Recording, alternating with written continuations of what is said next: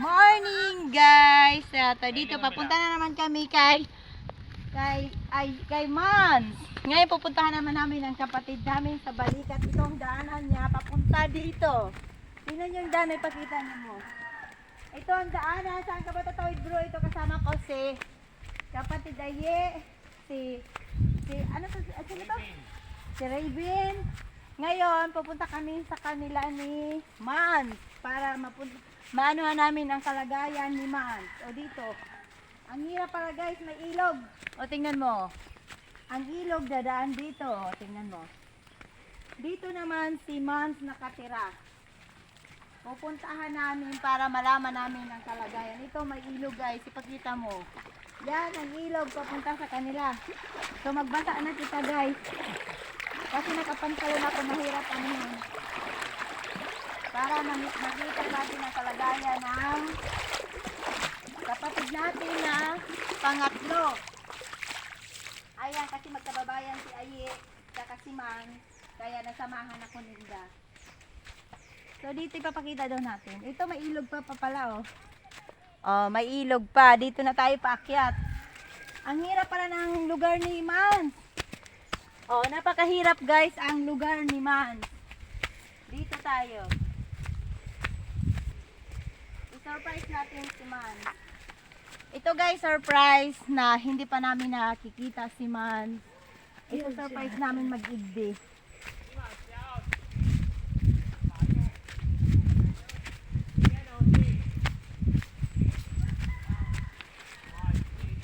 Ay, ipakita na lang natin.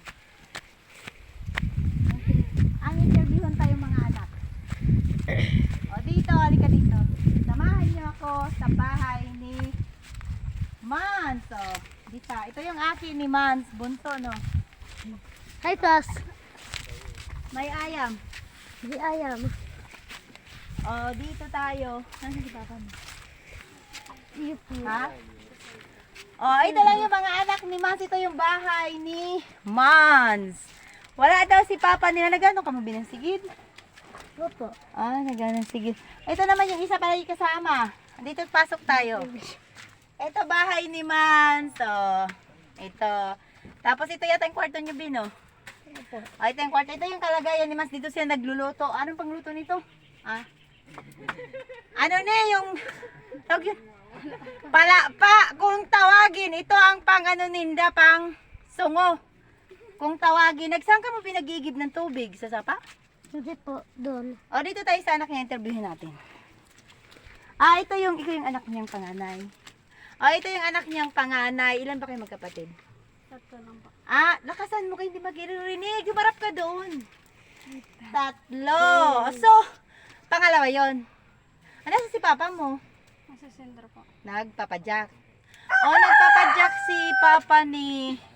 si Mans nagpapadyak. So, sinurprise namin, hindi niya alam na pumunta ako dito sa bahay niya, kaya hindi niya mama nasaan. Nasa sentro man din. Nagtatrabaho. Anong trabaho ni mama mo? Nagbabantay. Lakasan mo ang boses mo! Dali, huwag ka mahiya. Lakasan mo, lakas mo. Ano? Nasa bahay. Nagbabantay nung matanda sa sentro. Nagpapasweldo sa madaling sabi. O, magkano sweldo ni mama mo? Mga 2,000, ganon. O, iniiwanan kayo dito. Ah, nagsisigid ka, naggagawa ka ng panigid. Akin na nga kunin naman panigid. O, magkano ang binta? Dali, kunin natin. Nagagawa niya si ate niya ng sigid. O. Ay, akin na yung sigid mo, isa lang.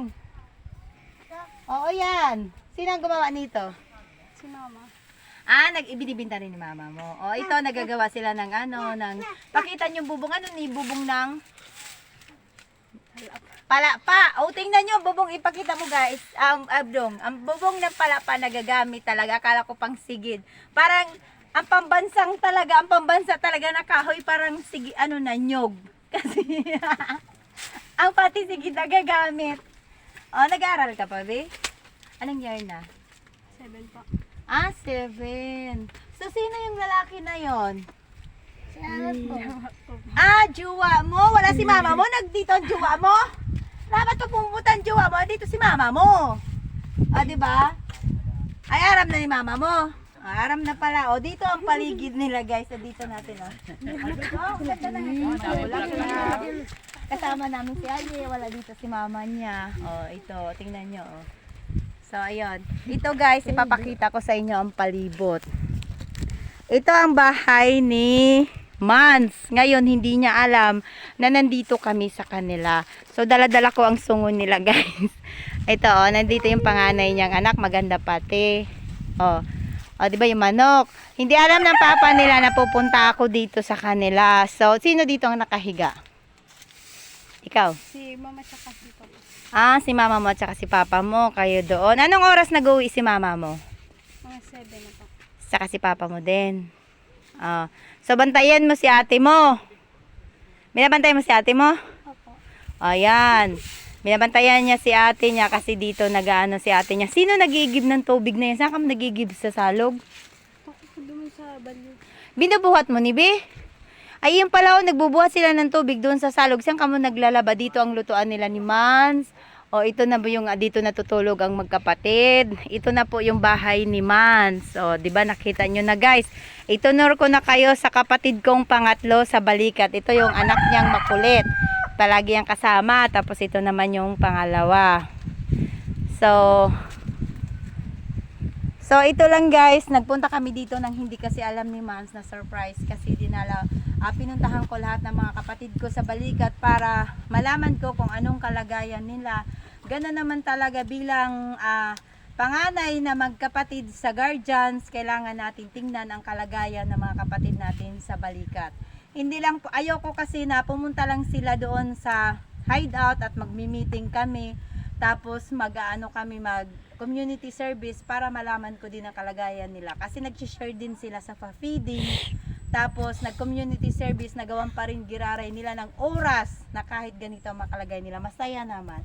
Parang ang sarap sa ano ba yun? Sa pakiramdam. Si papa mo ba, hindi ka naging guardian si papa mo?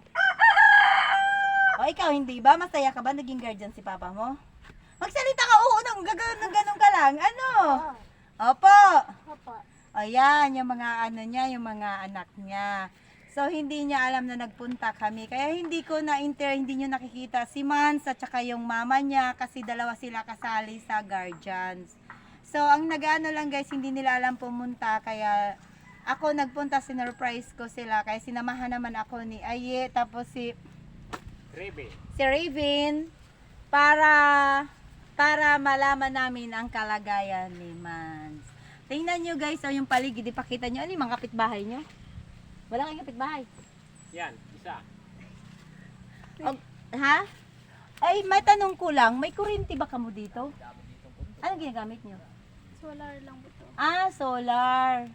So, may cellphone si papa mo? Keypad lang po. Di keypad. Kaya pa hindi siya makakano sa amin. Guys, ayun lang, guys. And ito po, nakikita nyo naman ang pamilya ni Mans. Ito lang ang naabutan ko. Yung tatlo niyang anak. Wala siya iniwanan ng nanay niya kaya nagtatrabaho daw. Nagbantay ng matanda na mamasukan para makatulong din sa pamilya nila. Kasi ang papa niya nagpapadyak. Gabi na daw umuuwi. Alas 7 nandito naman para mababantay. Kumain na ba kayo? Hindi pa kayo kumain? Nang tanghalian? Ha? Wala pati akong dalang pasalubong. Wala ako, guys, dalang pasalubong. Mag-ano na lang tayo, magmimirinda na lang tayo kasi wala akong dalang pasalubong.